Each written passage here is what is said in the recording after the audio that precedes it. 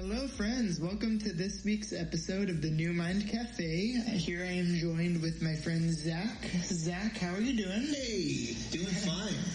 How are you doing? We just had sushi. Yeah. I had pork and you had sushi, so that's a good thing. You had what? I had like a pork belly in your dish. Sushi? Oh, you Not had in my sushi, I had like a different thing. Yeah. I was just in my own world, I guess. In your own island. So today we have I want to call it a unique episode, but I'm also hoping every episode is a unique episode. First, this is a unique. I think this will come down as a very unique episode. We had my good friend Paul on, Paul Conway, to talk about Dungeons and Dragons, otherwise known as D&D. For those who do not know, D&D is a role-playing game where players basically get to participate in creating a world and story. It's a game. People do like this whole campaign, and it could go anywhere from like 1 4-hour session, and it could go from that to like a couple years long. Yeah. But anyways, this person, my friend, is what they call a dungeon master, who he facilitates the whole game. And I don't want to spoil the interview because he'll actually get to like explain more of what he does.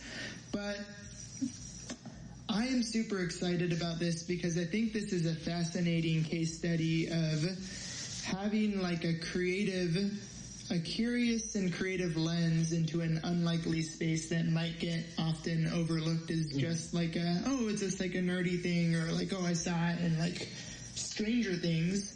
But obviously to create a whole world, to facilitate this experience, to role play, to improv as characters, takes a tremendous amount of creativity. Yeah. And it was super fascinating to hear all that, and you'll hear my surprised voice, I'm sure, just like, what?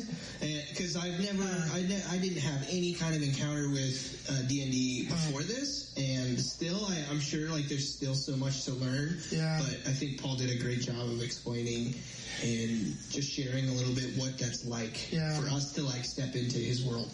Or at least for me, I guess, because you've played D&D before, but for me, like, I have no encounter with that at all, but it was awesome. Yeah, I love that, because you're, like, coming at this as a complete, this is like a complete new exploration, and for me, I've played before, but I wouldn't call myself at all an expert. But you really did get the sense, like, I'm thinking about this now, that there are certain things he said that if you really got into like the nooks and crannies of like everything he was talking about, we could have spent hours really talking about how he develops this whole thing. Yeah. There's so much that goes into it that just isn't seen. Mm-hmm. So we recorded it. We had a good time talking to Paul, and we're just excited to let you all hear it too. So why don't we, are you ready to transition to the interview? Yeah, let's do it. Let's go. That's my transition sound. Transition sound? It'll probably sound better post, I guess. We'll fix it in post. Alright, here it is.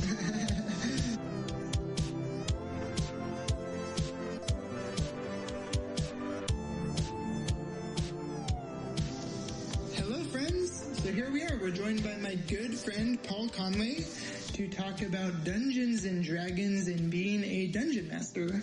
But before that, I feel like I should introduce you and our friendship a little bit.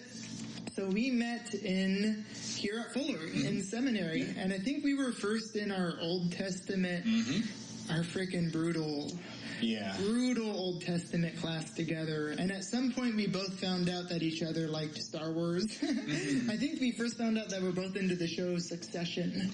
Yeah. And started watching that together. Is that right? You had a Stormtrooper sticker on your computer. Oh. But yeah, I can't remember how Succession came up, but I think that's how we kind of became friends originally, is coming over to watch it, and we're still doing it to this day. Yeah. We just had a doozy of an episode. I don't know when this is going to be released, but when we're recording, we just finished the second to last episode of the whole series, and I have barely recovered from it. It was. Do we just want to do a Succession podcast? Honestly, so you're like at the finale right now. It's the second to last episode, but it's like week to to week. This is the last season on right now. It's amazing. I haven't seen it. I don't know what you're talking about. It's very good. If you're scared about our country's political situation, this will definitely not help. Because it's about some heavy. So it's a comedy.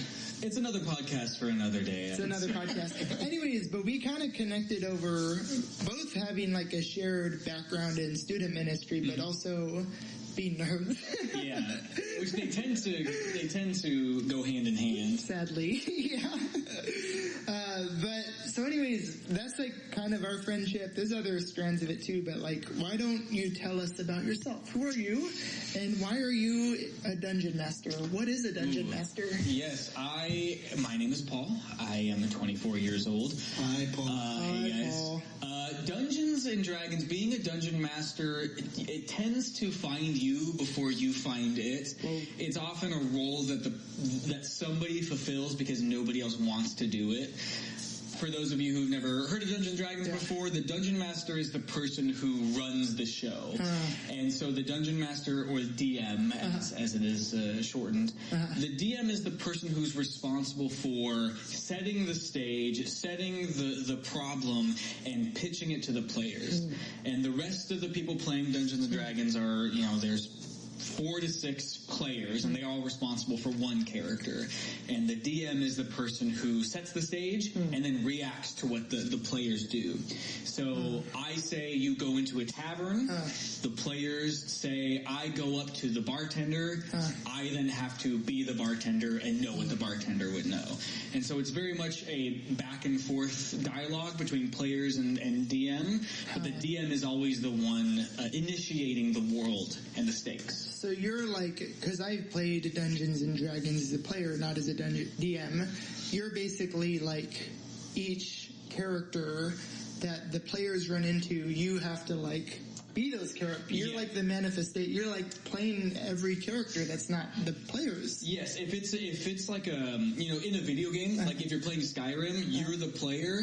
I would be the game. I am the program. So if you the party decide to go to Winterhold or whatever, I'm responsible for creating it.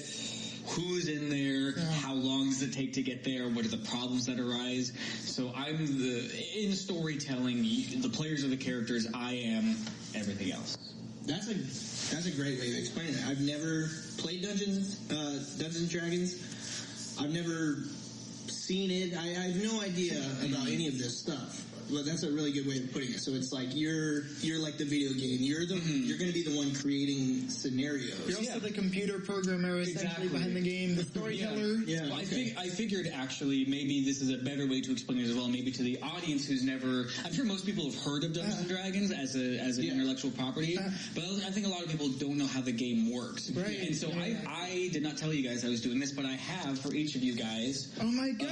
A D20. I love this. This is a 20-sided die. They didn't know that we were doing this. So I figured for a couple of minutes, we could just play out how a game of Dungeons and Dragons works. You know, this is so funny because I actually thought if this goes really well, it'd be fun to do like a future episode that's actually like a one-night campaign. Well, just recording like not that anyone like anyways, I love this. This is kind of like this will be auditions, and so don't worry about this yet. This won't come up until I ask you to do something. Okay. This is a very stripped down. This isn't even how like the rules work and everything, but this is how the game works. Okay. You can be a wizard and you can be an elven ranger. Can I be a druid? You can be a druid. For those who are listening, we have these die. Well, He's just given us. He currently give us these dice. Yes, these are 20-sided die.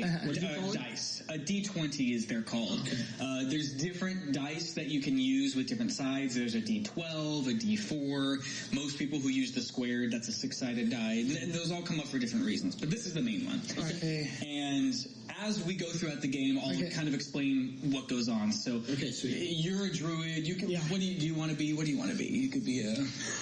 You can be a sword guy. Can I be a dragon? You can be there's a dragonborn or like dragon folk who stand on two legs. Hell yeah. So you could be the dragon. They like breathe fire. You could be a dragon paladin. So a knight in shining armor. You're a dragon. So we've got our dragonborn paladin and our druid. Which is basically like a shit I could turn into animals. You're like a plant nature guy. Okay. So you're like Beast Boy yeah, that's a great way to think. So here's how a game would go. Okay. So you guys, so now we're setting the scene here. You guys have been traveling through the woods for about 2 days. You were last quested by the blacksmith of your local town to find his daughter who was taken. You've been traveling for 2 days. You've been following the tracks, but the tracks start to go cold into the evening. The sun is starting to set. You see up ahead of you, you see what seems to be what looks like a tavern far off in the distance, maybe another 30-minute walk or so. You can head to the tavern if you would like. You could continue walking and maybe set up camp. What would you like to do? I'm the druid. You have to make the decision. You're the sword guy. You can do whatever you want. It was set up camp and what? You could do whatever you'd want. But two big options. You could set up camp, you could go to a tavern, or you could do something else if you want. Yeah, let's set up camp. Let's set up camp. Okay. It's been a long day. Okay. I'm exhausted. So you find as a druid, you know nature. You find a little jaunt just off the road. Yeah, I have some animal friends in this area. Okay, so you start to set up camp. Yeah. Are you guys keeping watch at all, or are you just going to bed? Why don't we take like little shifts? So I'll take first watch, and then you can take second watch. That sounds good. Okay, you take first watch. So I'm awake. He's asleep. I would like to ask you to roll a perception check. This is to see how well you notice things. So I'm rolling this dice for those listening. It's good radio. Okay, 13. That's pretty good. Now, in the normal game of Dungeons and Dragons, you have bonuses to all of your stuff. We don't need to do that for you. So 13 out of 20 is actually very good. You are keeping watch. You hear, your familiar sounds of nature. You feel at home here. Oh, yeah. But no sense of danger. You maybe see occasional birds flying off, but nothing too crazy. Oh, yeah, those are my friends that just flew by, yeah. Do you call out to them in Druidic? Yeah, I just say, what's up? What's up, bird? He goes, hey, pal, how's it going? Oh, I'm going too fast. Can't talk. And he flies off. Birds notoriously are not very polite. Your watch comes to an end. I love it. Paladin, would you like to roll a perception check? Am I awake now? Yeah, you guys have switched off. Yeah. Now it's your turn. So what is that? This is to roll to see how well you notice potential danger or not. If something sneaks up on you, this is a moment of chance. It's like on a scale from 1 to 20. 1 to 20, yes. Okay. Yeah. So you could be good or bad. ASMR moment for you all. 8. Lower than average. Okay. You are keeping watch out. You don't seem to notice a whole lot. A splotch of liquid comes onto your shoulder. You look over and you see some white paste. You gather that bird from a couple of hours ago just crapped on your shoulder. Dang. What do you do? I'm gonna wake up Myles. You wake Myles up? Myles What are you doing? Why are you waking me up? Shapeshift? Is that his... Sure. Yeah. What do you want from me, dude? I was sleeping. It's your watch. This bird just shit on me. That was Frank, man. He's my friend. Can you tell him maybe not to do that or something? He's like kind of a busy guy, but I'll... As you guys are talking, you hear a voice in the back of your head. Oh, I see we've got 2 busy guys over here dealing with pigeon crap. What do you do? Are you Frank? I'm confused. Who is it? Do you look around? Yes, I look around. You look around, you see 3 hooded figures stood beside you.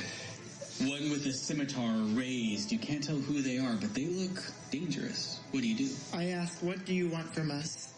Oh, I don't know. What do you have to offer other than your life? As he lifts up his sword.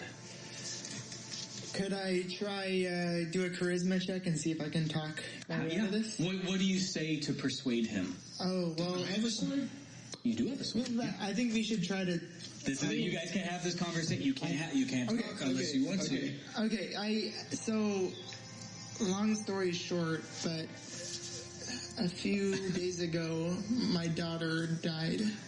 Oh gosh, okay. And we're traveling to make arrangements. Sorry, it's a little sore of a subject. You really threw us off. Like, this is the first night I was actually able to sleep, and so God knows how long. The gods know how long. Yeah. Roll a persuasion check. But if you can just, like, allow me to... I'll say that was a convincing argument. You can roll with advantage, which basically means with advantage you get to roll twice and take the higher number. So he rolled a 17 already. That's pretty good. Let's see if he does better. Okay, so 17, that's pretty good. You see the first guy kind of takes a step back and he goes, "Oh, I'm sorry to hear about that. What was her name?"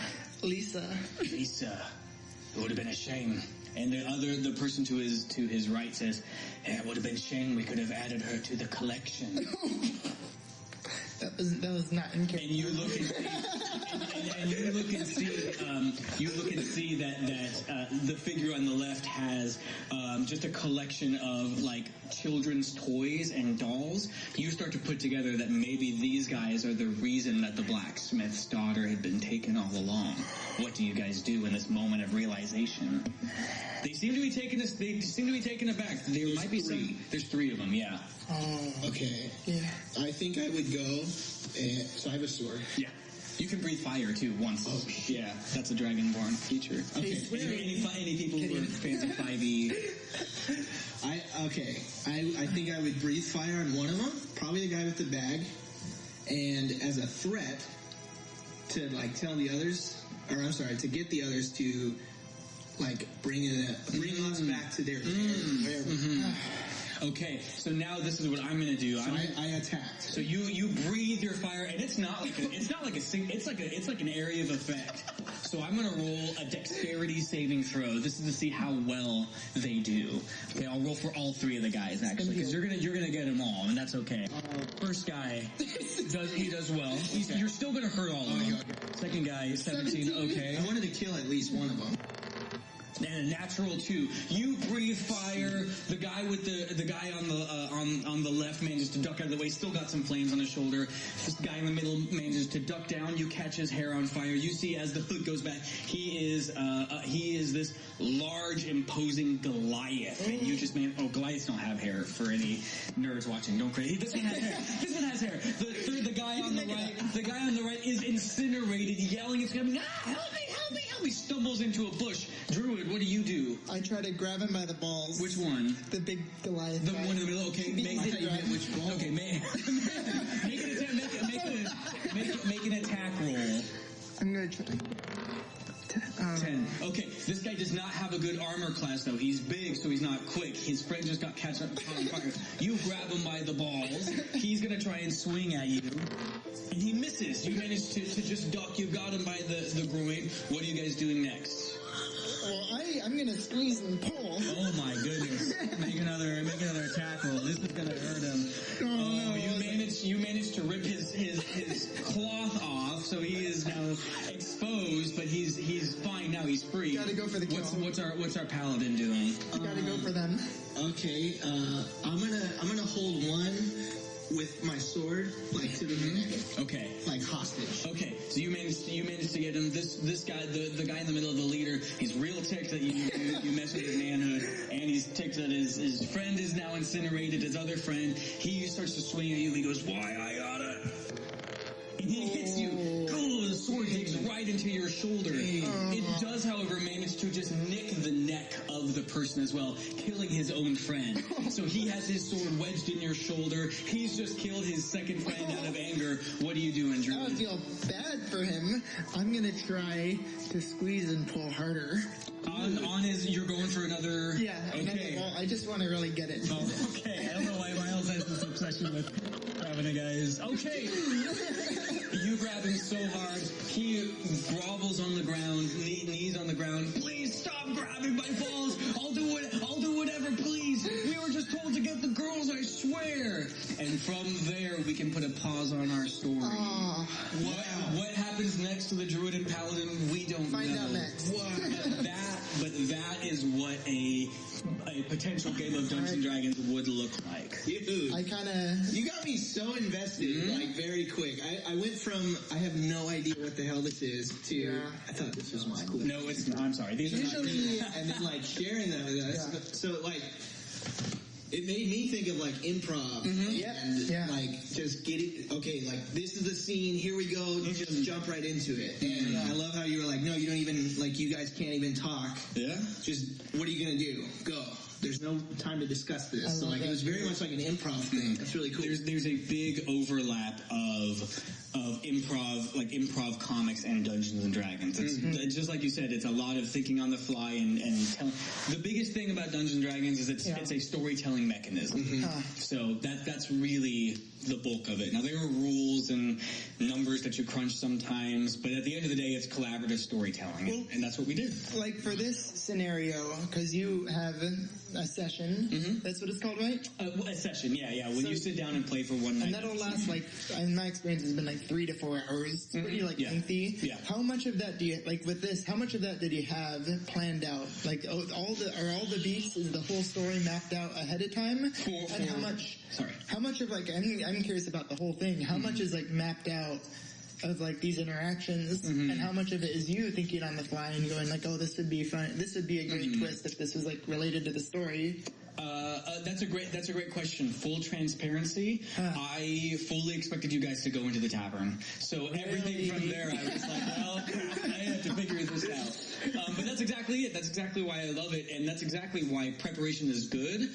But you have to come to the realization pretty quick that you can only prepare so much. For me, for preparing a campaign, I'm always thinking about it. And different dungeon masters, they do it differently. But for me, when I'm at work, if I'm at the gym, if I'm driving, I'm always thinking about my world. And so I always want to be thinking a couple of months ahead, because I want my players to know. I want my players to know that I'm invested, because if I show that I'm invested, they're going to invest as well. You were, I was fully in it as soon as you're like, okay, here we go, we're gonna start. I was like, oh shit. But if I was here and I was like on my phone and I'm like, oh yeah, he's I don't know, a guy shows up. Like, if I show that, like, I don't really care about this, then you're like, well, then what does this matter? Yes, it's because we're literally in our body to body sitting together. We're literally creating it. That's the fun of it. You're like creating it together. Yeah, but that question you ask is like the golden question of being a DM is how much do you prepare? Because you can absolutely over prepare and have all of these details for this entire world and all of these specifics, and it will just never come up, and it's a lot of wasted time. But on the other end, you can just not prepare anything, and then we're not having fun because I'm just like throwing out whatever. But for me, I tend to over-prepare, not because I think I need it, but because I just genuinely love playing around in my mind and thinking, oh, this would be a cool city. This would be a cool piece of lore for my players to maybe find. Do you get ideas from interactions in real life? You're like, oh, this person I met, this would be a great character. Absolutely. There's a guy I met, I bring this up often, there's a guy I met, his name was... Addison Clay was his name. That was like his real life name. Shout out to Clay. Clay. But his legal name was, I believe, if I'm not mistaken, his legal name, I met him once at like a get together. His name was Addison Clay. And I was like, that guy sounds like a cool cowboy. So I took that name and I put that character in the world. I was like, who would be, I'm like, okay, I want a guy named Addison Clay because that sounds really cool. Where would this guy fit into the world with a name like that? Does he know? Yeah, I told him. Yes. I texted him. I made him like a Gambit from X-Men. He had these playing cards, and that's like, so fun. Cool. But yeah, so often when I watch TV shows and movies or interact, I love the storytelling process, and I love seeing how other people have told their stories. And for me, I care about the coolest moments in stories, and how do I tailor this world to serve those cool moments. That is so. That's awesome. So in depth. Yeah, this is something that I wanted to wrote down in the notes just because I wanted to get it out there. I feel like a big misconception people have about D&D is that it's only something that like nerds do, which might partially be true. A little knock at myself there, but probably because of like Stranger Things and pop culture. But I don't think people realize how many people that I have heard of like in the movie industry say that they got their start storytelling through D&D. Like I've heard Jon Favreau, who did The Mandalorian, Lion King, all that stuff, say that he started telling stories through Dungeons and Dragons. And if you watch The Mandalorian, that show feels like a Dungeons and Dragons campaign where there's like a goal and the character is trying to get from point A to point B, but along the way there's all these quirky side quests and characters. Yeah, that's interesting. Yeah, they're totally. Vin Diesel too. Vin Diesel's a big. Well, yeah, there's quite a few. Vin Diesel. Do you guys know? Joe Manganiello is a very big he's a very big D&D guy, but he was the bully in the Spider-Man movie, the Tobey Maguire Spider-Man. He was Deathstroke, and he's a big D&D fan. The Russo brothers who did it, like have you seen the D&D episodes of Community? I think there's something about if you love telling stories, that's a game that is conducive to good storytelling, and so if you make your profession telling stories, it's just a very natural. But I think people love stories more than they even think that they do. So many people I talk to are like, I don't know what this is. It seems like a really nerdy thing, because it is. Yeah. But everybody loves to gossip. Everybody loves grabbing their friend and sitting down and be like, you'll never guess what I just heard. And when you think about it like that, like it's just me grabbing some people, but instead of what my coworker said about another coworker, it's what fake thing I decided to make up. Yeah. So we all love stories. I think if you were to like take story just as an idea, as a thing, and extract it from the human experience, so much would be fundamentally, it would be like not even remotely the same, because it's so baked in. Like even just like how much people love movies or politics. Because politics really is about what kind of story are you telling? Yeah, absolutely. About where we're headed, about who we are. So yeah. And thank you guys for playing as well and being on the board. I hope that you're seeing why we love it so much. Yeah. I think the thing I love the most is we told a pretty boring story, but the promise, not a boring story, but one that I didn't put a lot of effort into it. But the promise of your paladin and your druid, when we get together next week, get to do another thing. Right. I was kind of ready, like, all right, we're going to play a whole campaign. Because now you're on board to find this girl. Yeah. And so... So you leave it on like a cliffhanger, wanting more. To figure it out and to get through it, and that's what I think is the most important part of preparation, is preparing the thing that your players want, and you need to prepare enough. You need to prepare at least 2 sessions ahead of time, because if we get together one session and I already have next session not fully figured out, but enough to tell them where they're going to go, they're going to want to show up next week. But if we finish a story and I'm like, okay, that's it, I've got nothing, then they're like, well, we can be done. And I never want to be done. I don't know about you guys, I never want to stop playing. What's the longest campaign you've done? I did a campaign.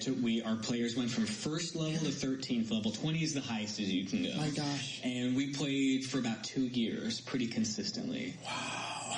And I was the dungeon. I was not the original dungeon master of that campaign. I think I came in about 6 months in. I was originally a player. We had a dungeon master who put a lot of thought into this world that he made, and he ended up having to go off to college, so I stepped up, and I've never done it before, but I kind of took the reins, and we played for, I think it was from probably January of 2020 all the way to, before that, about 2 years. We finished August of 2021, so I guess August of 2019. It's like a COVID campaign. And that was the thing, too, that helped us out a lot. We were pretty intentional about wearing masks, social distancing, playing outside, but we were all college-aged single dudes, and all of our jobs had been turned remote, so we didn't have a lot to do, so we would play 2 or 3 times a week, 4-hour sessions. We were just... It just built a community for you. Absolutely. Yeah. That's awesome. Yeah. And I'm sure, like, a way to escape just all the crap that was going on at the time, right? Yes. There were so many times, and I still think this. I'm in a campaign right now as a player, but there are so many times where I think to whenever I experience something frustrating or difficult, I always think well, at least I can play D&D for a little bit. Yeah. And many people have many hobbies where that's the case. For me, that's what it is. Yeah, that's awesome. How long have you been doing this? I've been, D&D is approaching its 50th anniversary next year. Wow. Dungeons & Dragons is also not the only role-playing. There's tons of different other games that are different. D&D is a fantasy setting, but there's like some steampunk settings and a cyberpunk setting. So there's tons of different, but Dungeons & Dragons is the one that everyone knows.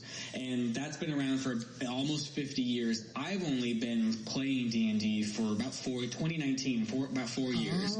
January of 2019 was when I got into it. Okay. So I'm still relatively. Were you telling stories before being a DM? Absolutely. Yeah, absolutely. I always loved to tell stories. Even in my mind that I knew no one would hear, I would love to play out stories. And so when I finally saw what D&D was about, it was a pretty easy fit for me it was a hobby that I could finally tell my stories to other people and they had to listen. So I'm still pretty new, about going on 4.5 years now. Wow. That's awesome. This has been very fun, and honestly, after that little bit we did, I feel like I just want to throw this out into the universe that I feel like maybe at some point we could do like a full episode that's like a D&D campaign and just support it. Season 2, episode, what episode is this? I don't know.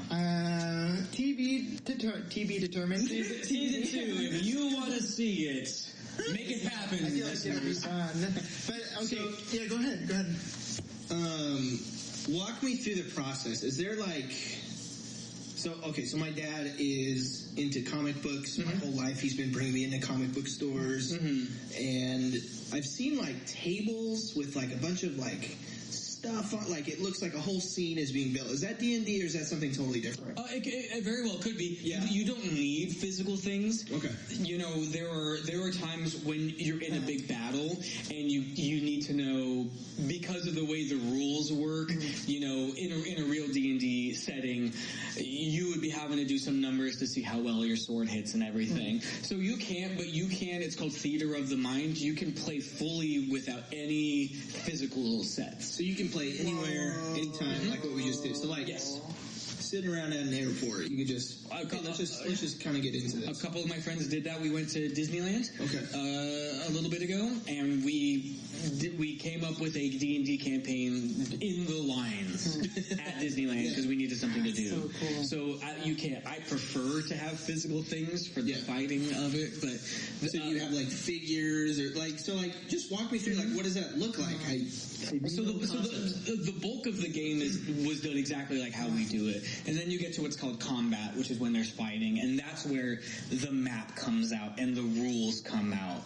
The rules are designed, if you've seen these D&D rules, but they're thick, because as a druid, if you're level 1, it tells you as a level 1 druid, they can cast this many spells of this high of a level, and so the process part of it is, if I'm a level 1 druid, I can't just say I turn into a dragon.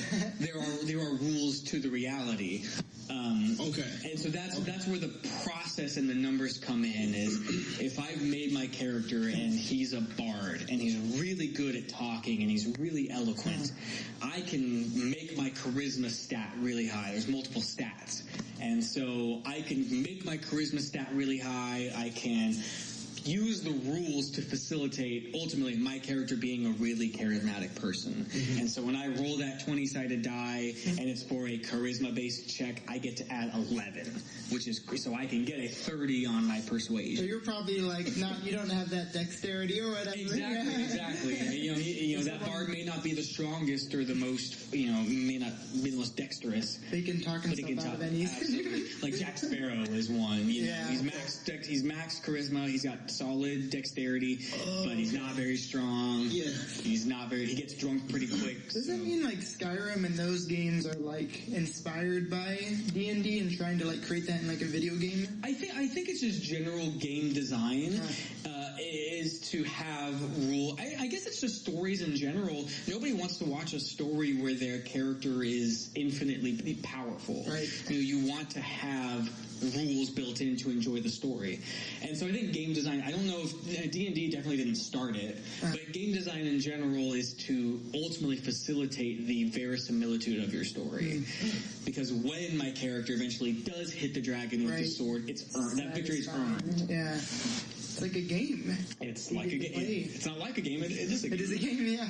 With that, I wanted to end with this question because I thought this might be like a fun way to end. Mm-hmm. What do you have like a favorite memory from a D&D campaign? I have a lot of really great memories, especially from that 2-year campaign. It was like a lightning in a bottle situation. Most people who play D&D and who get into a campaign, typically they last 2 or 3 months. Because of scheduling and life and everything, so I cherish that in its entirety. I can think of moments where players just overcame great literal like character growth in them. So I've got tons of memories that I can share. I think my favorite moment was during our finale. I'm from Modesto, California. I moved to Pasadena, and I told them that, and so we had to be building towards an ending. And so our final session that we played is the culmination. We played for like 13 hours straight. 13 hours. We had a lunch break and a dinner break. We got together and started at 10 in the morning and didn't stop till overtime. We didn't stop till 11 at night.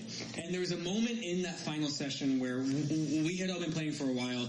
There was a 6th character that played with us for some time, and he ended up going to college as well about halfway through. So we'd always joke about his absence. But I had texted him, and I was like, "Hey, man," he was like 2 hours away, and I was like, "Hey, like the finale, like we're ending." I said, "Is there any way that you can make this happen?" And so the moment of pure joy and surprise where we were playing, and I played this up, I was like, this evil demon stands before you, and an arrow comes out from nowhere and strikes him in the forehead. And the friend who was far away, like, drove all the way here and entered into the living room of the house we're playing. Nobody knew, and just the level of joy that we had our friend back for the ending was such a fun moment. That's so cool. It was such a fun moment to just be together again and put an end to it and have some closure. That's probably my favorite moment. That's good. Was that the 13-hour session too? That was the 13-hour. So that was the big finale. Yeah. Well, he came in at like 1 p.m. and I don't think he knew. I don't think he knew how long. I mean, I think he was like able to stay for a couple days at least. But and that was the session we all dressed up as our characters. Which is not so something fun. I know you see it in the movies. That's not something you normally do. That's not the average. Okay. No. Yeah. But the one time we were all pretty. This was all like our first experience, and so we were like, you know what? And this is the 2-year campaign? This was the 2-year campaign. That's like such the... It was the 13-hour finale at the end of 2 years, and we were like, you know what? Let's do the nerd thing. Let's dress it. And they showed out, man. One guy had like a full like cosplay, like suit of armor. The other guy had like a fake beard. It was so fun. Yeah, that's awesome. You get so invested in it. Yeah. And you just start to become that expression of what you've been working for together too, and it seems very collaborative, right? That's awesome. And constantly, as I go throughout my day, I'm in a campaign right now, and I'm playing a character, and I'm constantly thinking, what would this character do in this situation? What would this character want to have happen? And so it becomes a character study for real. You're like, what is my guy doing and thinking? I could see how that's like more engaging than like any other story. Could be more engaging than any other storytelling medium, other than maybe writing stories. Yeah, because you're just so engaged. You're like you're creating. It's like so. 13 hours, 2 years of storytelling, moment to moment, just shared between a few people. Yeah. And that's the thing, is that was a story that we told together that nobody outside of 6 dudes really knows. And, you know, that's a pretty poor, you know, any studio or writer or author, that's a pretty poor return on investment if you spend literally tens of thousands of hours on a story that will only be known by 6 people. It's a pretty poor return on investment. But for us, I wouldn't trade that thing for anything. Yeah. It's something I cherish. I cherish deeply. That's awesome. That is so cool. That's a great way to end. So, Paul, thank you. And we don't have a closer to New Mind yet, do we? Yeah, it goes something like this.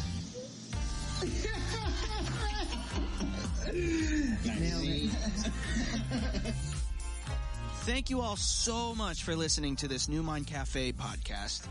We really appreciate your support with this journey of exploring creative people and getting inspired by many different art forms. If you enjoyed the music on this episode, well, that was all original work by me, and if you want to hear more original music, you can check out our band called New Mind Collective.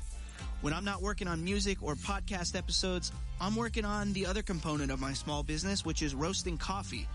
So if you want to follow along all of what my business New Mind Cafe is doing in the coffee and the arts industries, then please check out our website at www.neumindcafe.com.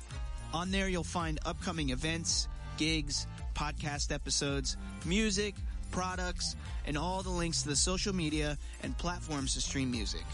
If you are enjoying this podcast, please like, subscribe, leave a rating, or comment wherever you're hearing this podcast. And please, please, please share this with others. We are trying to spread the word about what we are doing, and we want to include others in this as well. So if you or someone you know is creative and wants to share, then please email us at neumindcafe@gmail.com. Thank you all again, and have such a great day.